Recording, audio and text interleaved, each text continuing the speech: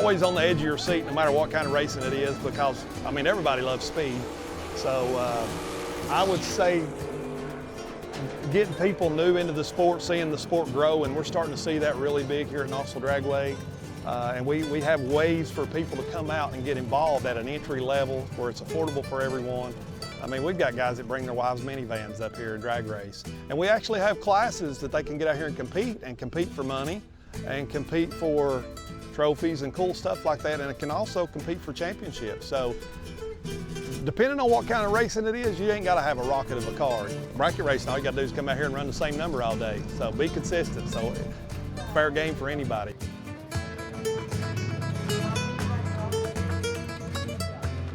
It puts a smile on my face when you see young kids at the drag strip just out here just in awe of cars and horsepower, you know. So good family type atmosphere with a good fun on top of it.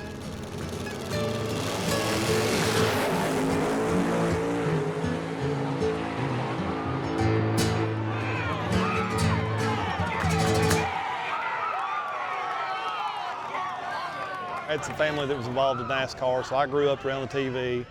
Watching NASCAR and Winston Cup stuff, what it was called back then, on Sunday afternoons after church. And so I've always loved speed, loved to watch cars go fast. Then of course when I was able to drive myself, just had I guess a need for speed, you could say. So as I got out on my own, of course I lost my father at a young age and just got into cars, and it was kind of my passion. It occupied my time, kept me out of trouble, and just loved coming to the drag strip. And sad to say, but at one time I really, really loved illegal street racing, but now we do it in a controlled environment, controlled, safe environment. Yeah, the blue chip is the left lane, the white chip is the right lane. Once again, blue left, white right. So I kind of got out of it for a while, and this cute little blonde that you're probably going to see in a minute, she kind of ignited my flame and got me back into it. And we started a racing series that we traveled and done for a few years. And just always had a dream of owning a racetrack, and the opportunity came about, and here we are.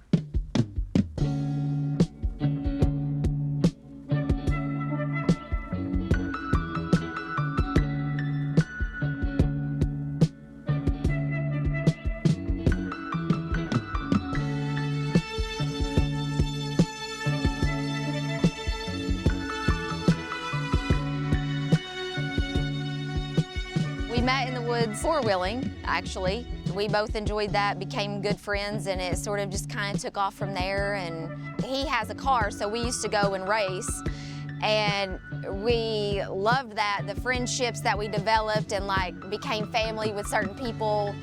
And then the opportunity presented itself to purchase, you know, the business at Knoxville Dragway. And I knew that had always been a dream of his, so we just made it happen, saw it through, and I'm just his #1 fan.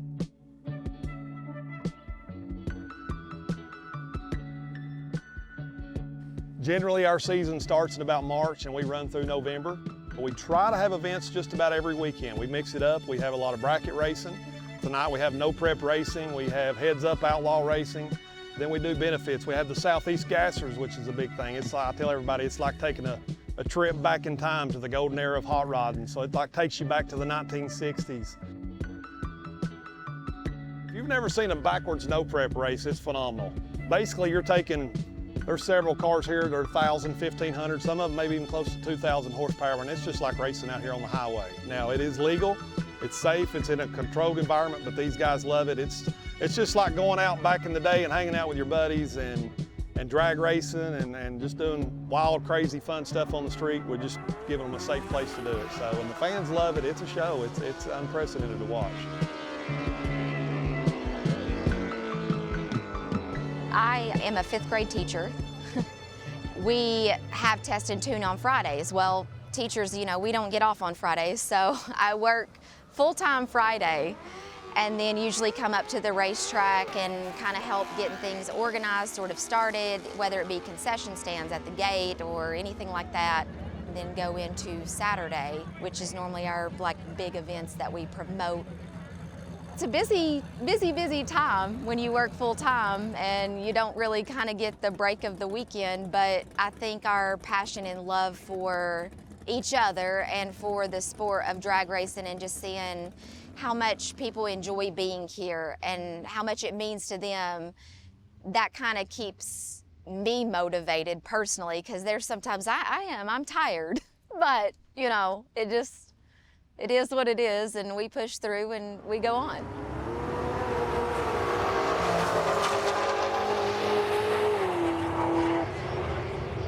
Of course, teaching, you know, is kind of tricky, and you grow and learn and, you know, adapt and adjust, but being up here is different.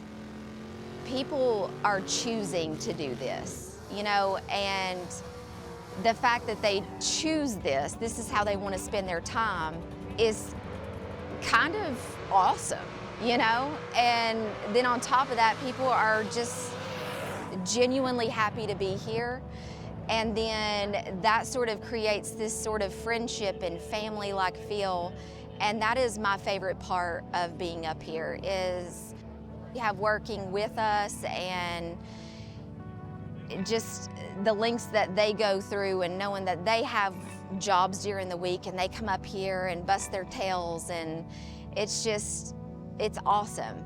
Like, everybody hugs each other. We're like, love you, be careful, you know, be careful on your way home, and that part of it. And then part of it for me too is just watching Wes get to kind of live out his dream, and seeing the spark in his eyes and the passion, and it's like, this is what I'm kind of built for. And I'm like, I'm there for that. Like, I love people who have a passion about something, who are not stale and, you know, settle, like always looking for, you know, that next thing that they can accomplish and that motivation. And that's always been a part of my life, and so I really appreciate people who have that same motivation and drive.